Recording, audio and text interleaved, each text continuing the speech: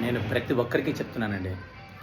గుడికి వచ్చేటప్పుడు దయచేసి సాంప్రదాయ దుస్తుల్లో రండి. ఎందుకంటే మనది గొప్పదైన హైందవ సాంప్రదాయం. మన సాంప్రదాయాన్ని మనమే ఫాలో అవ్వాలి.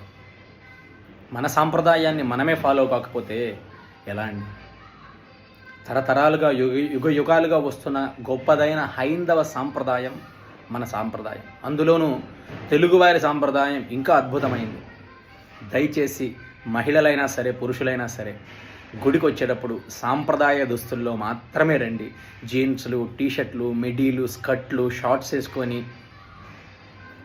వేసుకొని ఎట్లా పడితే అట్లా పిచ్చి పిచ్చి వేషధారణతో మాత్రం దయచేసి గుడికి, దేవాలయాలకి రావాకండి.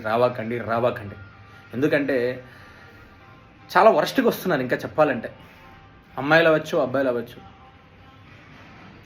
మరలా మనం చెబితే దాంతో మనతో గొడవ